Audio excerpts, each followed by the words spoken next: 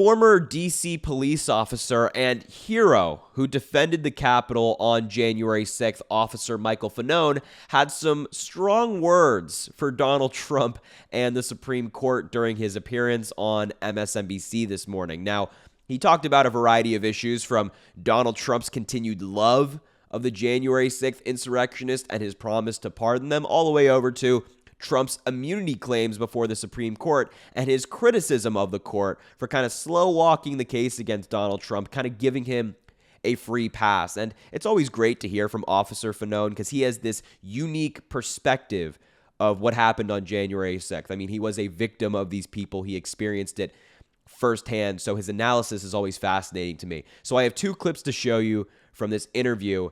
And the first one is him going after the Supreme Court, who is very worthy of criticism these days. So here's that clip of Officer Fanone. I'm just curious what you thought as you listened to those 2 hours and 40 minutes of oral arguments. Oh, Willie, I mean, it was pretty difficult listening to these Supreme Court justices debate this in the abstract, having experienced so much of the end result of the former president's conduct firsthand. Again, like the guest that was just on was saying, where is the urgency to address the matter at hand, the former president's conduct? The other thing that struck me is I'm less concerned with what the inevitable outcome is, and I'm not going to speculate. I'm not a legal scholar, and frankly, I don't have a clue. But why has it taken us so long to get here?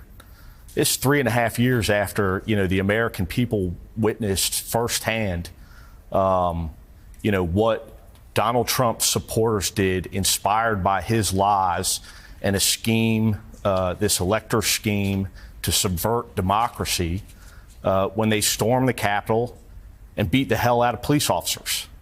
Why did it take that effort? Why did we need a congressional select committee to investigate this and spoon-feed the American people probable cause, spoon-feed Merrick Garland probable cause before the Department of Justice would get its act together and pursue criminal charges against the former president? All of these missteps and mishandlings of this conduct has resulted in, what we all now, I think, have come to accept, which is this effort may be too little and too late. The American people will not have the benefit of seeing a criminal trial in which this conduct is laid to bear for all Americans, so that we can fully appreciate and understand and make a decision come November in the election. Yeah, a lot of very important points made by Officer Fanone there. And I think the general takeaway from that is, where is the urgency? Why is it taking this long? Where is the accountability? And the Supreme Court taking up this case, which they did not have to, has slow-walked that accountability. The fact about the Supreme Court taking up this case is that it was settled by lower courts. Courts before them had made the logical conclusion that a president does not enjoy absolute immunity, certainly not in this case, right? Certainly not in this case. Trying to overturn an election is not an official act of the presidency, right? So they didn't have to take up this case.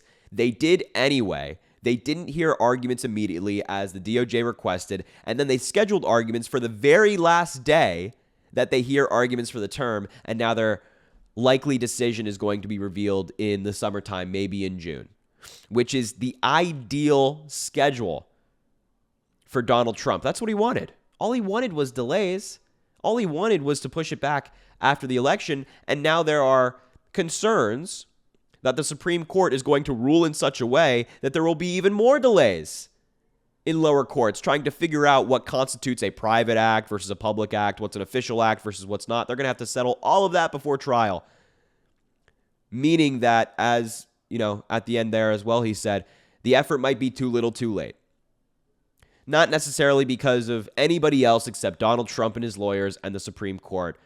The conservatives, specifically on the Supreme Court, who time and time and time again give Donald Trump a free pass.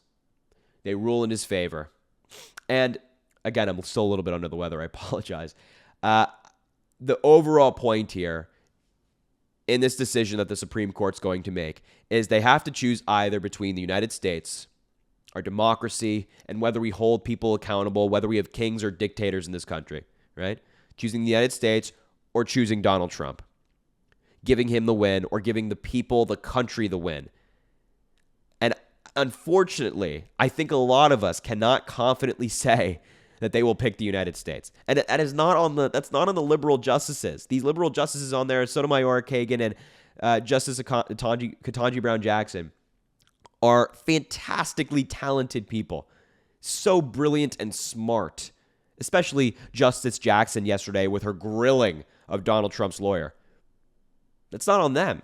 It's on these people like Clarence Thomas, Samuel Alito, who are in Donald Trump's pocket. They love him. They do whatever he wants. And then you had Gorsuch in there. And then you had Kavanaugh in there. And then sometimes Amy Coney Barrett and even Chief Justice John Roberts.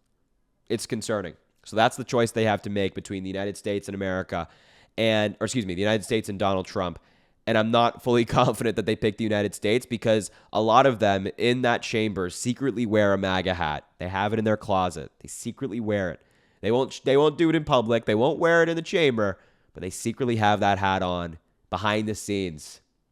And that certainly shows up in their rulings when Donald Trump is involved. Truly crazy that we even have to have this conversation about the court, the highest court in the land, which is meant to be impartial and meant to do logical things. And yet, man, every step they've done with this immunity claim has been absurd. So I digress. The second clip I want to show you of Officer Michael Fanone is him talking about Donald Trump's love for the January 6th insurrectionists, where he calls them patriots. He promises them pardons and all of that stuff. So here is Michael Fanone's comment on that. Officer Fanone, I obviously don't want to make you relive that day, but it's important, I think, to remind our viewers because January 6th becomes this big kind of blanket nebulous thing about what you went through that day, suffering a heart attack and burns, and you were beaten with a flagpole and dragged down the steps and started thinking about your family because you thought that might be the end for you. So I'm curious, when you hear the former president go out on the campaign trail and open with his hand over his heart to hear the national anthem with a choir of people who attacked the Capitol on January 6th, who were tried,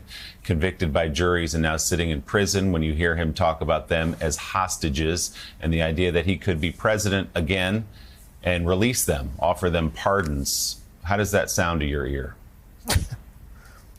I think you know me well enough that you can only imagine what my reaction is. But listen, Donald Trump is sick.